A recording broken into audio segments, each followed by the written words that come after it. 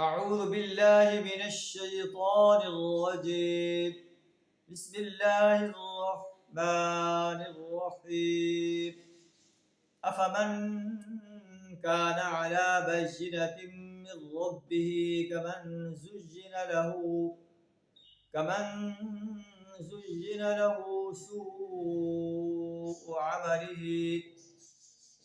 سوء عمله واتبعوا أهواءهم. صدق اللہ العظیم. سورہ محمد آیت نمبر 14 آپ کے سامنے تلاوت کی ہے. اللہ فرماتا ہے کہ کیا وہ شخص جو اپنے رب کی طرف سے ایک واضح دلیل پر ہو، ایک صاف ستھری ہدایت پر ہو، وہ ان لوگوں کی طرح ہو سکتا ہے کمن زُیّنَ لَهُ سُوءُ عَمَلِهِ، جس کا برا عمل اس کے لیے خوشنما بنا دیا گیا ہو. وَاتَّبَعُوا أَهْوَاءَهُمْ، اور جو اپنی خواہشات کے پیرو بن گئے ہوں. کیا یہ دونوں انسان برابر ہو سکتے ہیں؟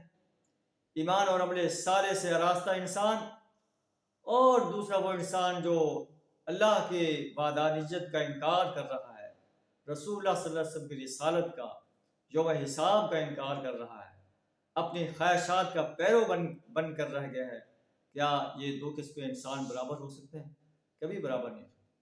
ایمان اور عمل صالح سے آراستہ انسان جنت کے باغوں میں انشاءاللہ جائے گا، اور کفر کرنے والا انسان، تکبر کرنے والا انسان، شرک اور نفاق سے اپنے آپ کو آلودہ کرنے والا انسان، خواہشات کا پیرو انسان اپنے آپ کو جہنم کا مستحق بنائے گا.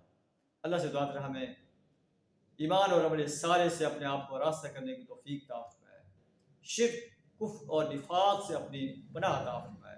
وآخر دعوانا الحمد للہ رب العالمین.